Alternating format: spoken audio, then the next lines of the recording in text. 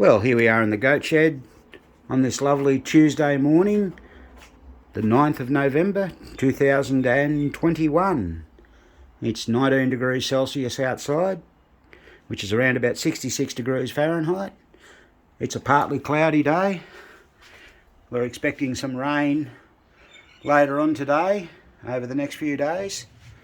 We've been working on this Williams socket, and we've finally plugged it in and it all reset and worked. We've come up with a few problems, as you always do. Only minor, but we've had to deal with those problems. So let's walk you through some of those problems we had.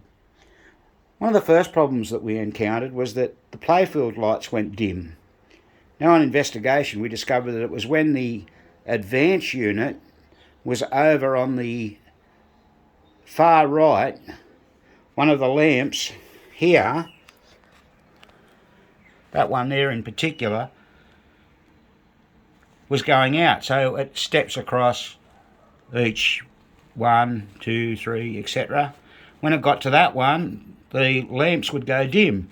Now, if we have a look at the circuit and come along here, it comes over here and goes all the way up here and goes through a 10 amp fuse and then straight back off the transformer.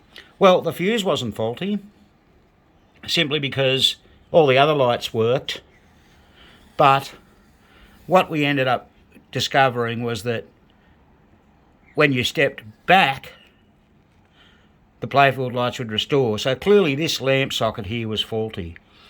So a quick replacement of a lamp socket and away we went, and that remedied that problem.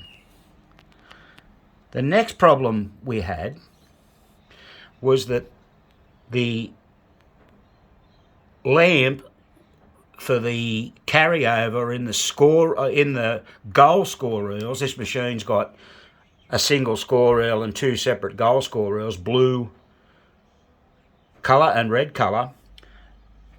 The red, when you went over 9 goals to carry over to 10, wasn't lighting the light. So there's the red drum light and the blue drum light. And when you have a look here on your schematic, we've got a red 10 relay and a blue 10 relay. Now, I had to think about that for a minute, but what that actually is the 10th position, I guess they were referring to, so it goes 9, 10. Now, what we did, we went and hung had a look at the red 10 relay, and we're pretty confident all the relays were pretty good, and it certainly was. But what we ended up doing was we checked that the lamp socket itself wasn't faulty. Now, we've already had one faulty lamp socket, so it made or stood to reason that we could have another. So let's just show you what we do. So there's the lamp socket up there. We simply use a lamp holder and a new lamp. Just took a wire off it, and we've got the green wire there on the power side, and we have the white on the common of the circuit. And there we have our little lamp holder and bulb, and when we powered it up, the lamp still didn't come on. So that led us to believe that there was another problem. Now, we'd already proven that it wasn't the switch on the relay on your 10s. So there are your switches there. What a special relay, and I can't quite, there you go. Probably can't see that, but they're all the trip bank. Oh, there, it's easier if I do it that way. And you can see there's the blue special, the red special, the blue 10 and the red 10. Now, like I said, we were a bit perplexed at first what that meant, but yeah, simply there's only a couple of switches on them. So the red 10 was tripped, the switches were making, and we didn't have a problem there. So where could the problem lie? And just while we're looking at that, there's a red coloured wrapper on that coil, that big solenoid coil, 115 volts. So just be wary when you're working around there. That would have a fuse on it. There it is there. Okay, so it's got a slow blow 1 amp fuse in it. Just be very careful. That's actually quite lethal if you could touch that. So let's have a look what the problem might have been. When we have a look at that red light, where is it? Red drum light, looking in the wrong spot. There, like we said, it goes through that switch on the red 10 relay. There. And, whoops, there's my finger in the road. And these use a number system like all the earlier machines. So 57. So let's find out what type of colour wire that is. There it is.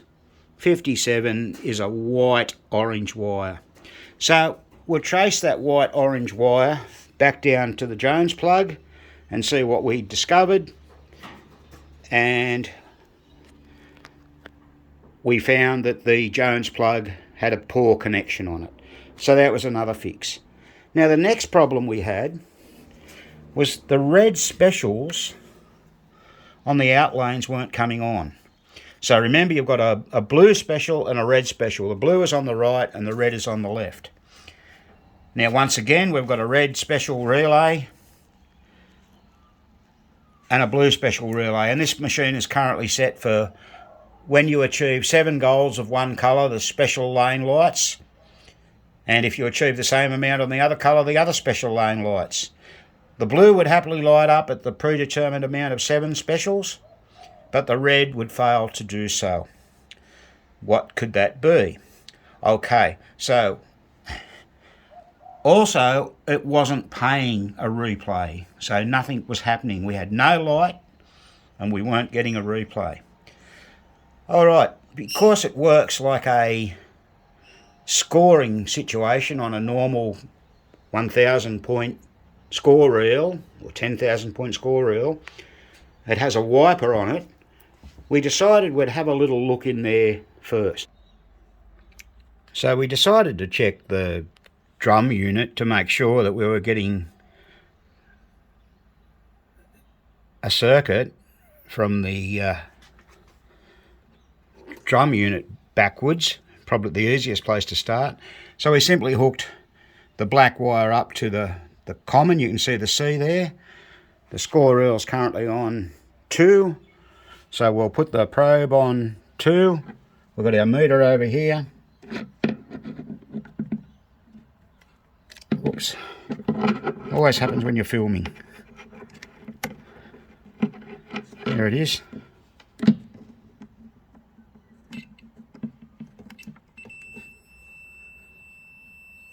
And there you go, we've got a circuit. So prior to that, we had nothing. So where to look, we didn't have a common connection on that circuit. What we found was that the little wiper fingers on the gear wheel, one wasn't touching the common properly. So that was another fairly simple fix. Once we fixed that, we had the red special light coming on. That's it there, the red special light. Special Wembley. Okay, so that was another problem we had. We had another problem with the lighting. We had to replace two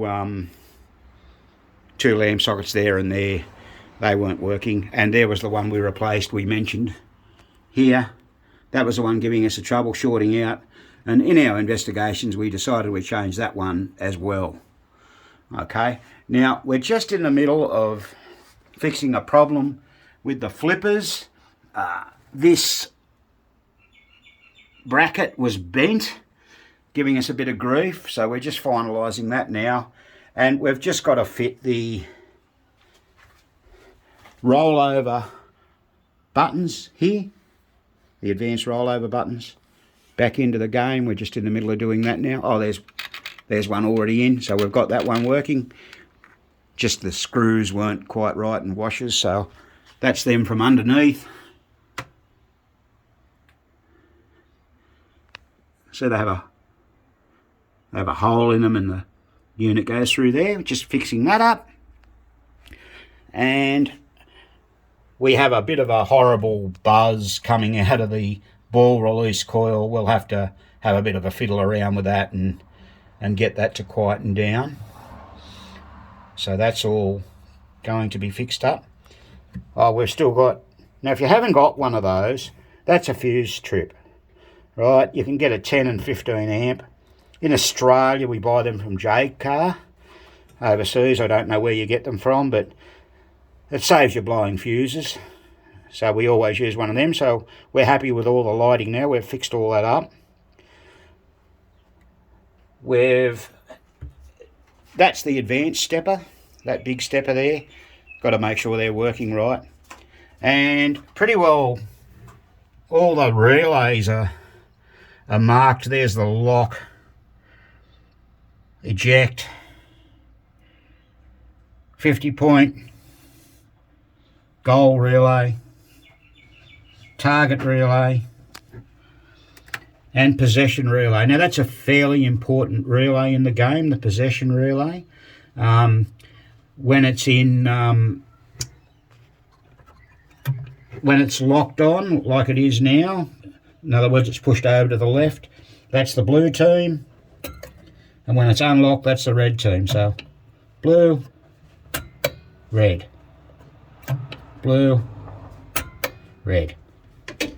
You work that out pretty quickly. Quite clever what they've done with the advanced stepper. They've simply used a reversing stepper. One side for the blue, I think, and the reversing side for the other colour, for the red. It could be vice versa, I just forget now, but yeah, it's quite clever. I guess it saved them using 2 steppers in the machine. So yeah, we're making progress. This machine, we're quite happy with it now. It's looking really nice. I think everyone's seen the photos we put up of it. Front door was hammer toned. The legs have been painted red. The ball lift's been all buffed. The replay unit's been buffed. There's the side of the cabinet. Looks very nice. There's the head box. This was all repaired by a friend of ours who's really a tradesman carpenter. So he done a nice job. Graham freehand drew all the stencil work for this, which was quite good. Well, it's a perspex. It's not perfect, but it's pretty good. The only other thing we've got to put in is there's these posts where that hole is there. There's one there and one here, and same on the other side. Unfortunately, we had 3 of the original ones intact and 1 broken, so we're going to have to deal with that. There's a front-on view of that fuse strip right there. So here's the game all lit up.